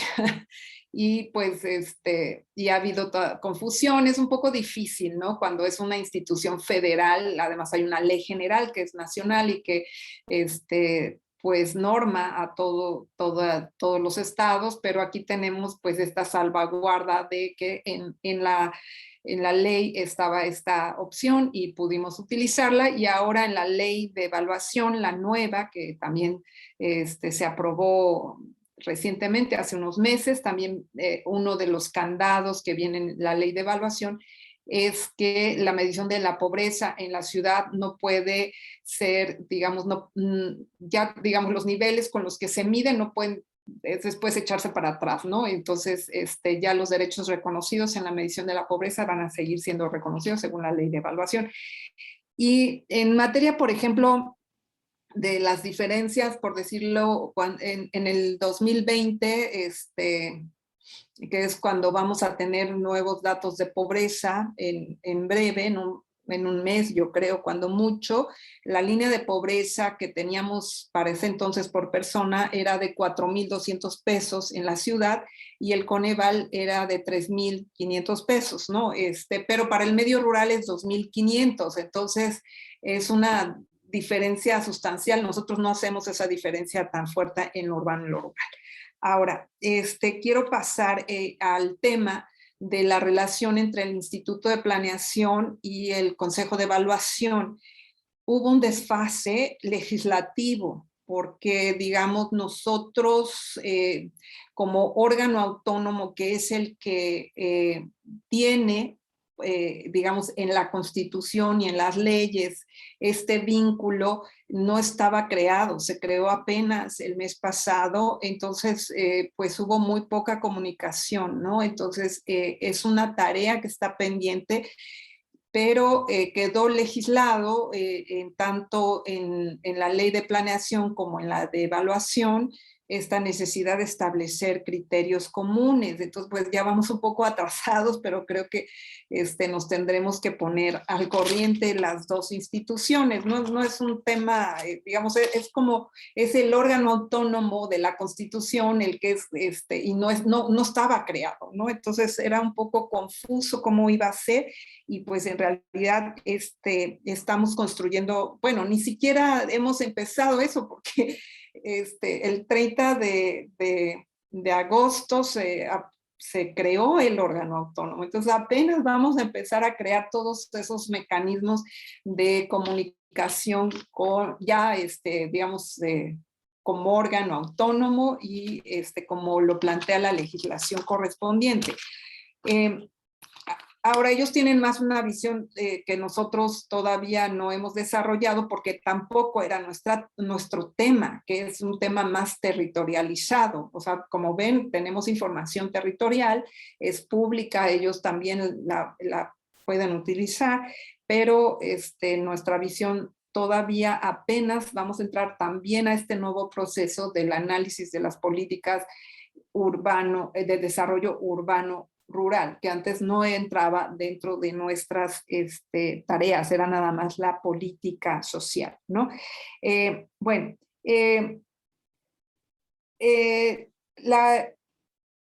la otra cuestión que me planteaban, por ejemplo, era si podíamos hacer como un futurismo en relación a lo que pasa con lo del COVID y esta cuestión de si vamos, pues tenemos información efectivamente, como les comenté, sobre lo que ocurrió con el COVID, ¿no? Sobre todo en 2020, ¿no? El tema de la encuesta se levantó en 2020, de julio a diciembre. Tenemos ahí comunicados de prensa que deben de estar. También hicimos un cuadernillo con UNICEF. Tenemos una publicación muy sencilla de las principales afectaciones y bueno, sabemos que pues sí, hubo una elevada afectación en términos de pérdida de empleo, aunque ya se está recuperando, y las más afectadas pues fueron las mujeres, en términos de la pérdida de empleo y el sector informal, ¿no? Son como las tendencias más generales. El sector formal tuvo menores afectaciones y también los varones, pero ya que vino la etapa de recuperación, las mujeres los hombres fueron los que recuperaron más fácilmente el empleo que las mujeres, ¿no? Las mujeres van un poco más atrasado y posiblemente esté muy asociado con el tema de educación a distancia. También estamos haciendo una evaluación al respecto, ¿no? En este año tenemos que acabar, bueno, está programado para este año, estamos en el proceso de la elaboración de la encuesta, esta cuestión de la educación a distancia, no tanto desde si aprendieron o no, sino de la experiencia vivida por los hogares y por los niños en este nuevo forma de socializar la educación, que fue, pues, que presentó sus dificultades y que también tenemos esa encuesta. Futurismo, supongo que la pregunta es en términos de qué va a pasar con la Ciudad de México, pues yo sí creo que va a haber cierta recuperación, hay muchas dificultades, creo que todos estamos conscientes de que pues no es fácil, ¿no? Ha tenido el gobierno de la ciudad que tomar decisiones que han sido pues complicadas porque tiene que haber un balance entre la actividad económica, el bienestar de la población, la salud, etcétera, etcétera. También estamos muy próximos a finalizar una evaluación sobre cómo se lleva a cabo las políticas sociales asociadas al tema del COVID, que también está próximo, yo creo que ese como en un mes o 2 meses, ya lo podremos subir a la página porque apenas está en revisión por parte del comité. Pues está complicado, ¿no? Y yo espero que el tema de salud nos lleve, pues que se acelere la vacunación. Afortunadamente está habiendo una respuesta muy favorable de la población. No estamos viviendo situaciones como en otros países, como en Estados Unidos, que un porcentaje muy elevado de la población no se quiere vacunar. Aquí pues hay una disponibilidad, los jóvenes están también muy ansiosos por ser vacunados y creo que eso es muy bueno. Y pues veamos cuando haya la apertura de la vacunación para los menores de edad, que tendrá que llegar su momento. Estoy segura de que así será. Pues no sé si con eso, lo del florecimiento humano. Como indicador, bueno, pues ese es un indicador que ni siquiera Julio Volvinic lo ha podido aterrizar de cómo se mide y cómo lo medimos y cómo le hacemos, cómo lo medimos, ¿no? Aunque la idea es importante. Y bueno, en términos de la generación de estos indicadores para evaluar a futuro cómo va avanzando este plan o esta planeación que realiza el Instituto de Planeación, pues vamos a tener que avanzar en ellos. Por supuesto, creemos que muchos de los indicadores que ya tenemos pueden funcionar, pero pues como yo les comentaba, pues es un proceso que apenas empieza. Pues bueno, tenemos unos 10 minutitos adicionales a esto. ¿Alguien quiere comentar algo en vivo con Araceli? Sí, adelante, Araceli. Otra vez, espera un segundo. ¿Qué?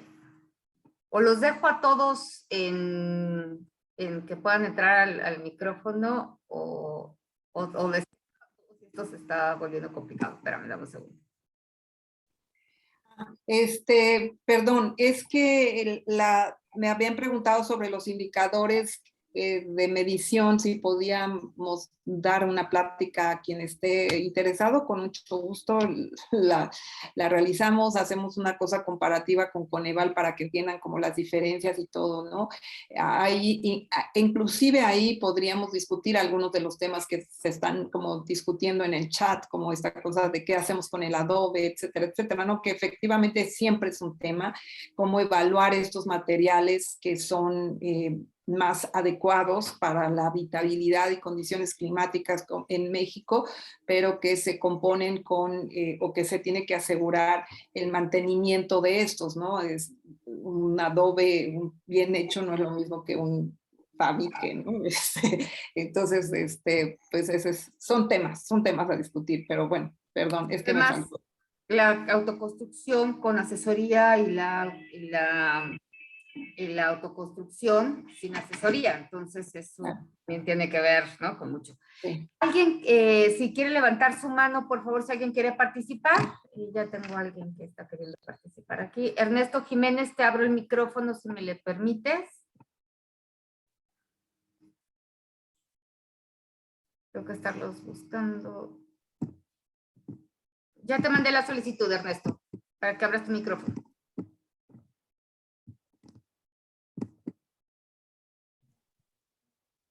¿Ya se escucha? Sí, te escuchas perfecto.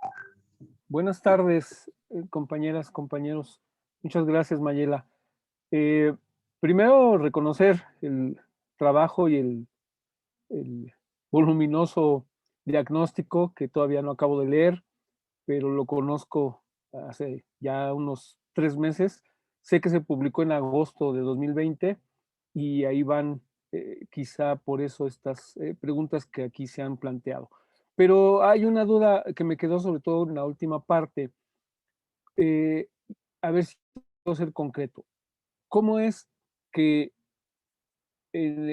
esta situación, estos índices sobre la pobreza que ustedes ya detectaron, si aumentaron o no aumentaron, o si han tenido una influencia la situación de la pandemia?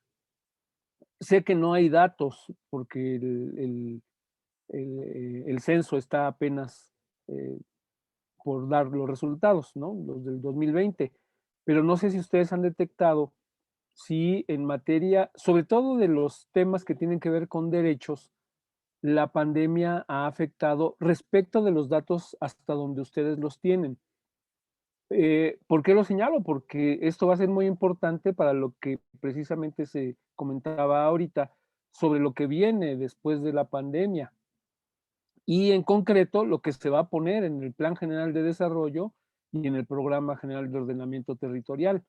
De ahí esta pregunta. Y agradecerles otra vez a ustedes este trabajo y a Mayela por este evento. Gracias. ¿Alguien más? ¿Ningún comentario? Bueno, pues todo el mundo está diciendo que muchas gracias, que gracias por tu presentación y ambas dos, evidentemente. Si nadie más tiene comentarios, a mí me gustaría, alguien más está poniendo aquí un nuevo mensaje. Sí, ¿quieren ustedes cerrar con alguna otra cosa, Araceli, o con esto sería suficiente? María también. Bueno, pues entonces las comprometemos para que nos puedan hablar sobre los indicadores. Te doy la palabra, Araceli. Ay, esta cosa. Vamos a ver cómo podemos transmitir de otra manera, con otro programa, para poderte dar. Listo, bueno, gracias. Sí, bueno, nada más para comentar que sí hay información ya, 2020. De hecho, por eso es que María presentó algunos datos ya para 2020 que están elaborados con el censo. El punto es que la información de ingreso del censo es bastante mala, entonces pues no es muy conveniente utilizarla. La del ENIC tiene poco tiempo que salió.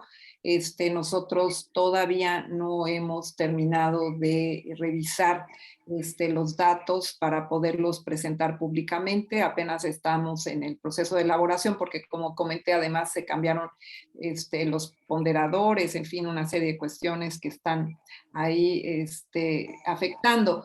Pero yo quiero comentar que, pues, digamos, va a ser muy difícil evaluar, como ves, ¿no? Que tenemos esa tarea, qué tanto se debe la afectación de los hogares al COVID exclusivamente o a un mal manejo o a un buen manejo de la política pública. O sea, ese va a ser todo un reto, ¿no? Aquí lo pongo así como abierto, ¿no? Es algo que no hemos, eso sí no hemos hecho.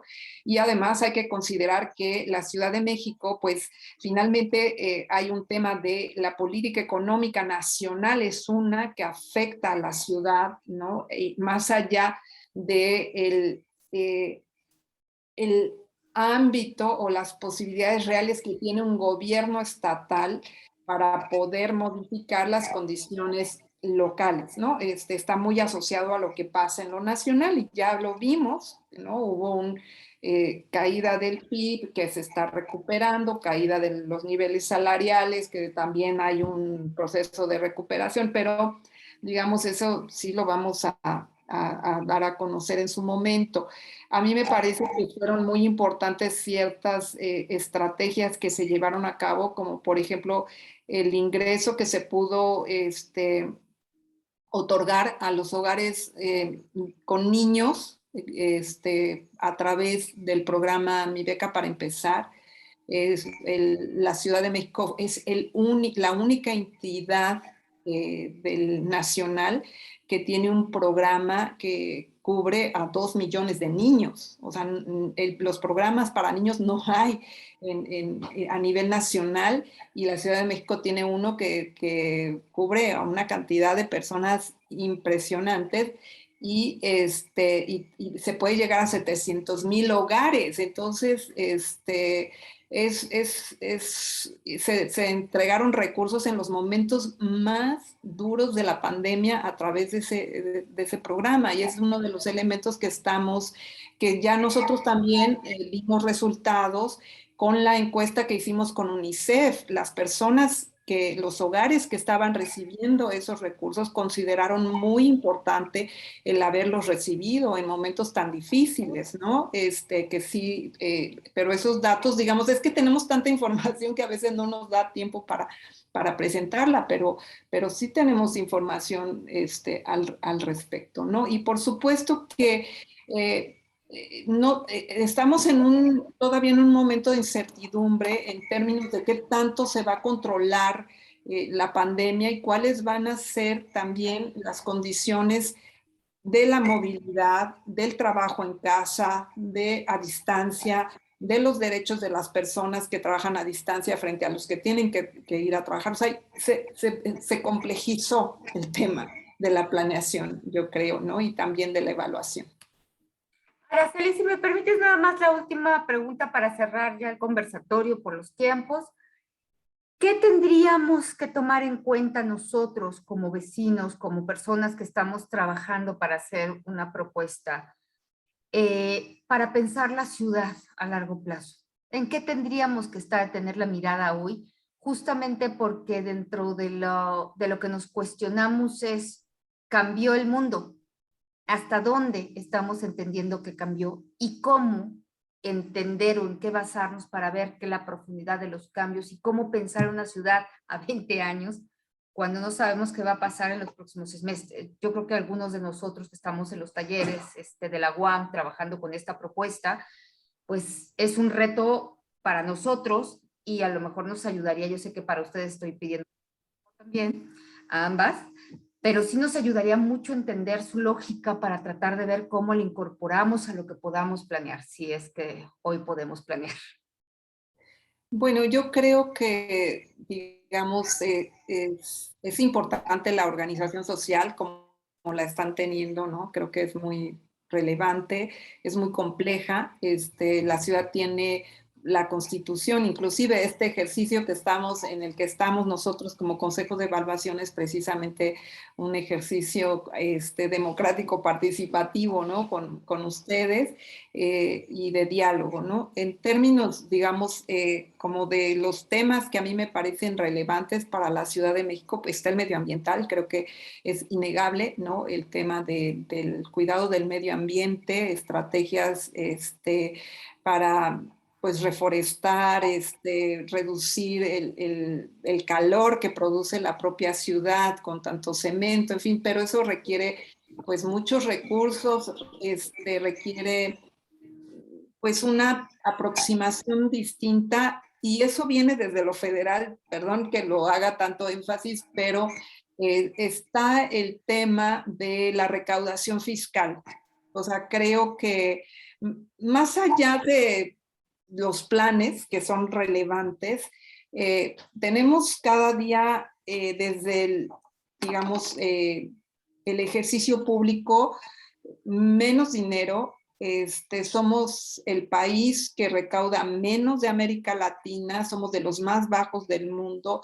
Las élites están acostumbradas a no pagar impuestos o a pagar muy poquito. Lamentablemente no hay una actitud por parte del gobierno federal y eso se traslada hacia abajo de recaudar más y además porque si alguien plantea que hay que recaudar más, pues todo el mundo tiene miedo que el país se va a caer, pero sin dinero tampoco podemos hacer gran cosa. El otro tema es defender, desde mi punto de vista, una visión social de la ciudad frente a una visión que favorece el mercado a ultranza, ¿no? Creo que parte de los problemas que tiene la ciudad es que, pues, en un gran digamos, grado, por muchos años se privilegió el mercado privado, se tiene que hacer una combinación más con temas sociales, ¿no? Pues no sé, yo lo dejaría ahí también para que María pudiera decir algo, perdón. Sí, María, ya tienes para que puedas conectar tu... Sí, creo que ya se escucha. Sí, es que estaba revisando las preguntas que nos compartiste, Mayela, y justo estaba la persona que que nos preguntó sobre el mapa de riesgo y se me había pasado. Y efectivamente, en su momento consideramos los indicadores y la información disponible en el mapa de riesgo, pero de acuerdo con las preguntas que nos planteamos, no llegamos a hacer un análisis a la profundidad que requería y preferimos no incorporarlo, ¿no? Siempre uno quiere hacer todo o una quiere hacer todo y al final necesariamente tienes que recortar y más en una agenda de trabajo como tenemos en el sector público, pero indudablemente que lo consideramos en su momento, que revisamos la información y que queda como una tarea pendiente por si hay oportunidad de plasmar esta actualización que con ustedes pues, hemos hecho ahorita en la presentación, pero si hay posibilidad de actualizar toda esta información, pues seguramente yo creo que valdría la pena recuperar esta parte y ver de qué manera podemos incorporar también todo el análisis de la ubicación de las viviendas en el contexto de los indicadores que se proporcionan en el mapa de riesgos, ¿no? No quería dejar de hacer el comentario porque sí se preguntó varias veces ese tema. Gracias. Pues bueno, reitero mi agradecimiento a las dos, su disposición y su tiempo. De verdad, de corazón, creo que muchos vecinos que van a ver bueno, que estuvieron presentes el día de hoy y que verán esta transmisión será de mucha ayuda. Y bueno, comprometidísimas están ustedes dos para que nos puedan hablar de los indicadores, que va a ser un tema fundamental para ver cómo vamos a empatar esto ante la participación que estamos teniendo también con el Instituto de Planeación y Gobierno Central, para ir enfocándonos en una planeación que nos sirva a todos, que tengan como eje el derecho a la ciudad, el disfrute, el uso y beneficio y usufructo equitativo de la ciudad como se planteó en la Constitución de la Ciudad de México. Se los agradecemos muchísimo. Y muy buenas noches para todas y todos.